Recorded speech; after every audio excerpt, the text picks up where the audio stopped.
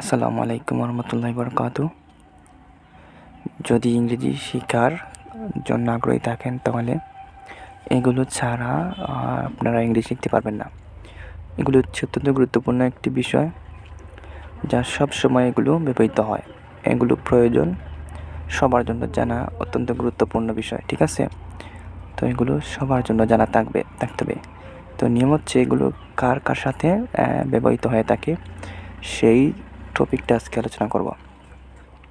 তাহলে দেখেন, আর চ্যানেলে যারা নতুন, চ্যানেলটি সাবস্ক্রাইব করে পাশে থাকা বেল আইকনটি ক্লিক করে দিন। প্রথমে হচ্ছে আই, এই শব্দটা কোন শব্দের সঙ্গে, কোন ওয়ার্ডের সঙ্গে ব্যবহৃত হয়? সবসময় সে এম এর সঙ্গে যুক্ত থাকে, তাহলে বুঝতে পারলাম I am.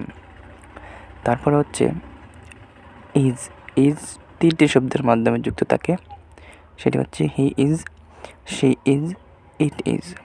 He is, she is, it is. তারপরে উই আর যে শব্দটা রয়েছে, এই আরটা তিনটে শব্দের সাথে যুক্ত থাকে, তিনটে শব্দের সঙ্গে। একটা হচ্ছে উই আর, দ্বিতীয় হচ্ছে ইউ আর, তৃতীয়টি হচ্ছে দে আর।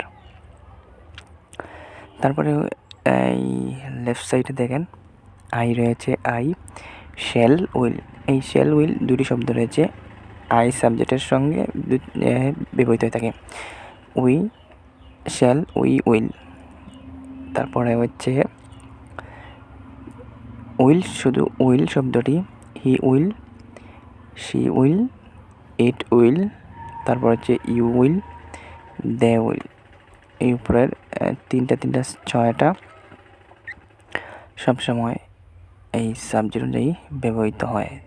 তাহলে নিচের দিকে স্ক্রল করলে দেখা যাবে আরও কয়েকটি রয়েছে, যেমন আই ওয়াজ।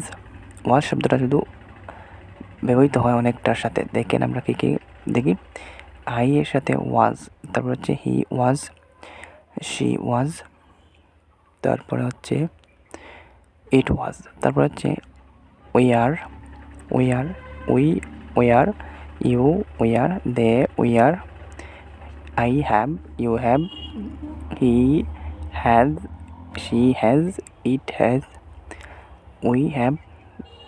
এরপরে হচ্ছে বাদরটা হচ্ছে দে হ্যাভ। তো জানতে পারলাম কোন কোন শব্দ কোন কোন এই সাবজেক্টের সঙ্গে এবং ভার্বের সঙ্গে ব্যবহৃত হয়, ঠিক আছে? সাবজেক্ট এবং সিঙ্গুলার হলে আর প্লুরাল হলে প্লুরালের সঙ্গে যুক্ত থাকে। তাহলে আমরা দুটি আজকে দেখতে পারলাম, সিঙ্গুলার আর প্লুরাল, ঠিক আছে?